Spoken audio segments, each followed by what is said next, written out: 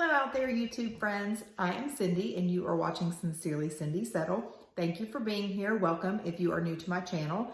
And for those of you who are not so new to my channel, welcome back. So today, guess what I have done? I've gotten out of my book slump. Yay! So if you watched me last week, you know that Midnight Sun by Stephenie Meyer gave me a little bit of a book slump, but I finally made it through and finished a book. So I'm hoping that now I'm back on track. So we are going to talk about that book in just a few minutes, but first I want to give you my song recommendations for the day, and I want to hear your song recommendations for the day. So today we have Why Can't This Be Love by Van Halen. And as you know, Eddie Van Halen passed away, so I want to give a shout out to him and his family, our condolences, in case you happen to be watching.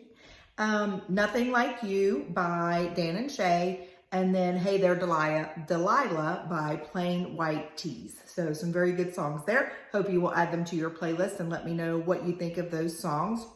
TV and movie recommendations, still watching The Blacklist, still watching Hart of Dixie. I did take a break from Hart of Dixie and started watching the Netflix movie Love Actually. I'm not quite finished with it. I'm about 30% into it, but it's very cute. It's very predictable. It's very Hallmarkish. I'm enjoying it, so I'll watch it probably some more today when I'm doing some laundry. So anyway, it's almost Halloween, and I just realized today that I haven't really watched any Halloween movies or Halloween shows or anything. So I'm not much of a thriller type of movie. I don't like the horror, like the Friday the 13th and the Halloweens and all that kind of stuff. But what are some of your favorite Halloween movies? Most of the ones that I watch are kid-friendly, like Hocus Pocus and that Adam Sandler Halloween.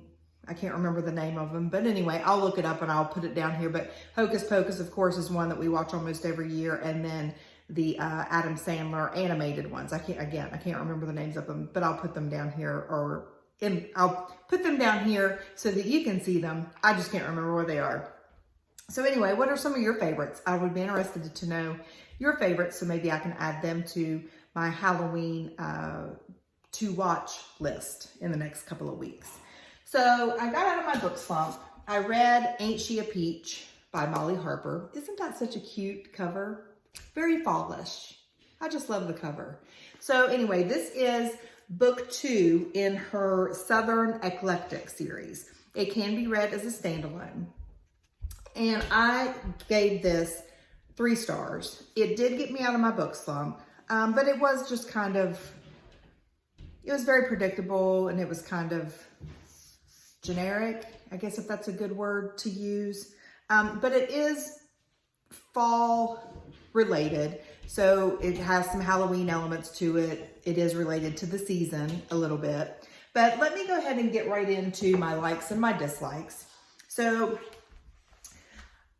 actually, let's go back a little bit. Let's talk a little bit about what the story is about. So we have Frankie and Eric, who are our main 2 characters.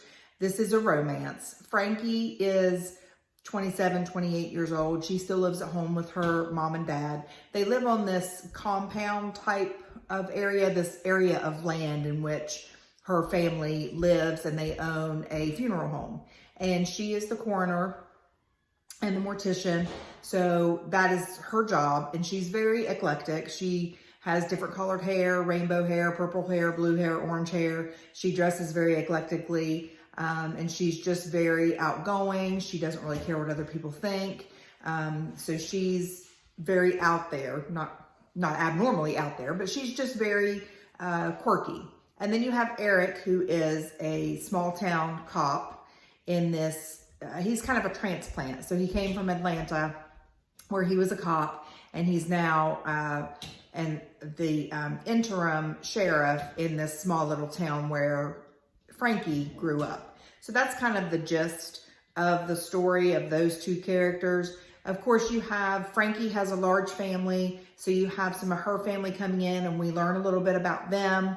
Not a lot about them, but you learn that they are a very close-knit family. There are some characters that get more attention than others.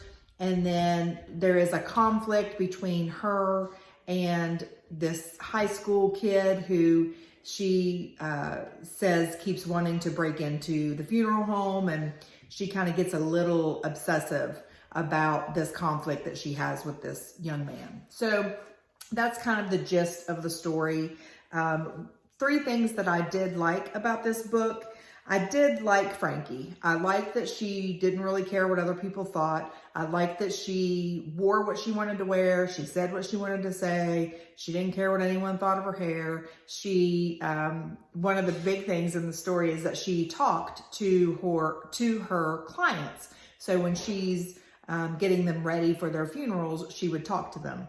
And so I found that very cute and very heartwarming. So I liked her a lot. I liked her relationship with her cousins. She had 2 or 3 cousins that come in and out of the story, one of which has her own storyline in the story. She may have her own book at some point in the series, I'm not sure, but that is Margot. And I really enjoyed her relationship with her. Margot had been kind of estranged from the family due to her parents splitting and her dad staying there on the family ranch or compound, or whatever you want to call it, and mom going off to Chicago and that kind of thing. So she was a newly transplanted back into this family community, and Frankie really took her in, and they really became close throughout the story. And so I enjoyed that relationship. And then she had 2 others who, the 4 of them were just very supportive of one another. They were more like siblings than they were cousins. So I enjoyed that element of the story.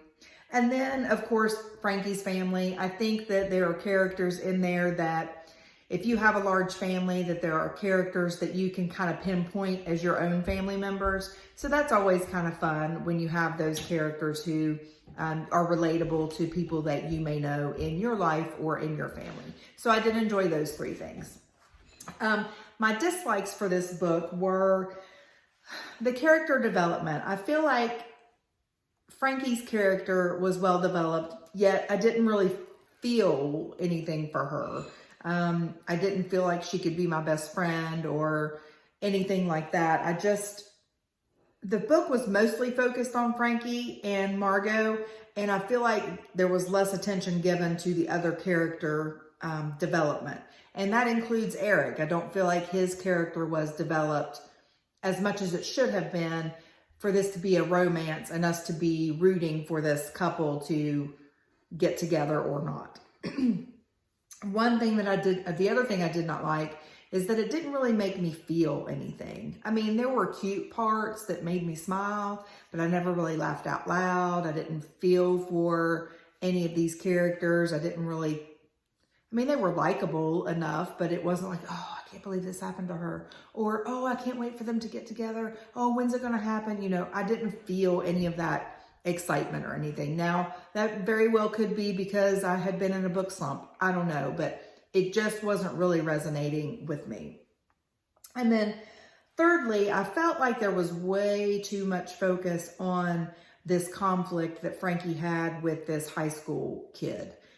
It seemed kind of childish and kind of immature, and I just didn't really feel like it was all that legitimate. So I struggled with that a little bit, and just I was ready for the book to be over, and I didn't really care what happened to any of the characters. So like I said, I did give it a 3-star. It was okay for me. It was just peachy, but not too peachy. See what I did there? See? Ain't she a peach? It's just peachy. That might be the title. All right. So anyway, I am moving on from this book. I'm glad it got me out of my slump. I'm going to start Heartbones by Colleen Hoover this evening. I'm hoping to get it done quickly, and I will give you my review of that one when I have it finished. Please let me know what you're reading, and if you've read this book, what did you think of Ain't She a Peach? And should I read the other books in the series? Maybe if I read the first book, this is actually book 2, so maybe had I read book 1 first, maybe I would have known some of those characters a little bit better, even though this one can be read as a standalone. So that could be an issue as well. So let me know if you read book 2. Let me know what you're reading now. Comment, subscribe. Please like this video, share it with your friends. I love having you here. Would love for you to stick around. And I will see you soon. I am Cindy Settle, and I am signing out. Mwah.